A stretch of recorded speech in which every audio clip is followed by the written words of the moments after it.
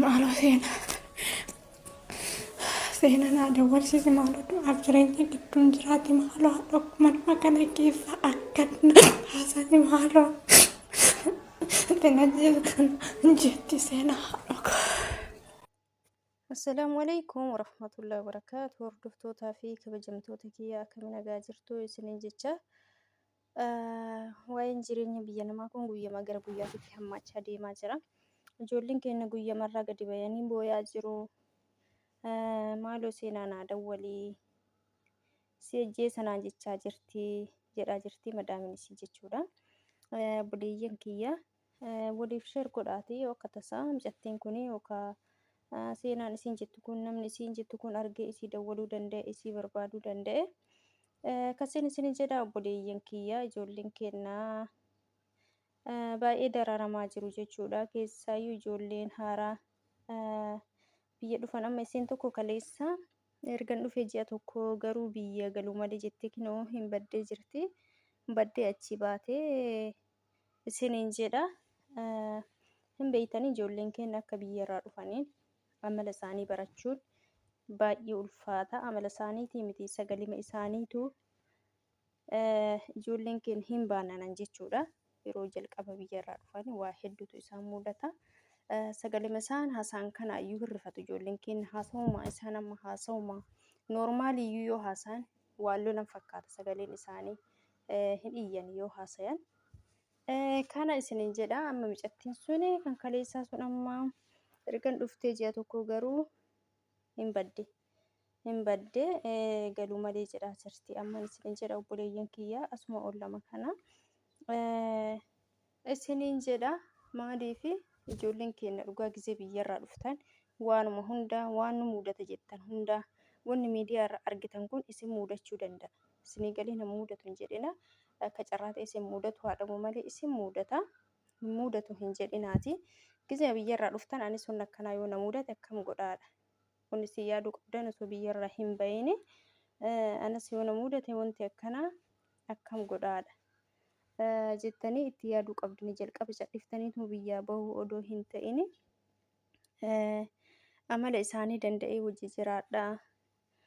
Haala jireenya biyya namaa yoo natti ulfaate obseetiniin dabarsamoo obsa dhabaadha. Hagam obsa qabaa jettanii ilaaluu qabdanii. Buleettiin keenya kun kunoo akkanatti booyaa jirti asirratti akkuma isin argitan. Isaan waan jedhanis hin eeggatanii waanuma barbaadan siin jedhanii ijoolleen keenya kanas hin shakkan bakka hin jiraami hin sodaatan bakka afaan isaaniitti keessaayyuu waan ba'u hin sodaachisa jechuudha. Isinii galee immoo isaanillee waan namni tokko waan itti yaade waan yaade wayii dubbata malee waan hin yaadin wayii hin dubbatu. Madaamonni afaan baasanii akkas jedhanis hin jiran ijoollee keenyaan isin ajjeesna kan jedhan yoo isaan waa balleessan akkas hin jiraame. Kan ammoo obboleeyyan kiyya manni sun badaa ta'uu arginaan isaan wajjin wal karakkaruu odoo hin taane gizimaan mana sanii mala mana sanii ittiin baatan barbaaddachuudha malee isaan wajjin gonkumaa mana isaanii keessa teettanii isaanii waliin karakkarinaa waliin morminaan isiniin jedha. Hin barbaachisu maaliif isaan yoo billichitti jedhe waanuma barbaadan dalagan waan ta'eef keessaayyuu baay'inni isaanii hin jiraame bakka akkas obsa hin qabanii akka nu yoo aarrillee obsa qabnu kan kanaaf isiniin jedha obboleeyyan kiyya isaan afur dhaabattanii hin morminaa. Yoo isinii gamte karaa mana sanii ittiin baatan mala mana sanii ittiin baatan barbaadadhaa malee takka mala biyya keessan ittiin galtan barbaadadhaa malee isaan wajjin walii hin morminaa waanuma fedhanuu yoo isiniin jedhan wal mormii hin barbaachisuun isiniin jedha obboleeyyan kiyya. Akkasii mucattii kana akkuma argitan wallaahi garaana nyaattee hin booyaa jirti. Seenaan aadaa walii maaloo du'aan jira du'aa fi jiruu gidduun jira jedhaa jirti. Dhaadannoo akkatti godhamedha kan isiin haasaa jirtu akka madaamii isiitti dhaadatteedha. Isiniin jedha obboleeyyan kiyya waan akkana yoo argitan waliif erga waliif dabarsaa yookaan nama isin barbaaddu kana biraayyuu gahuu danda'a viidiyoon.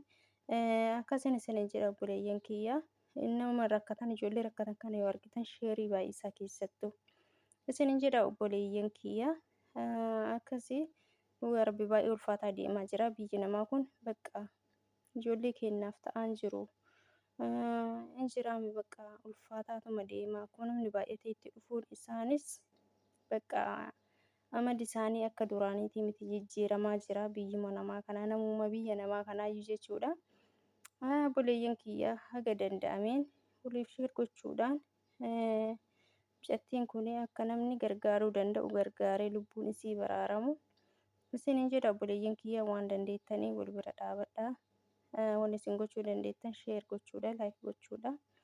Akka nama bira ga'uun isinin jedha. Assalaamu alaikum warahmatullaahi wabarakaatuh. Obboleeyyan kee nagaa naaf ta'a.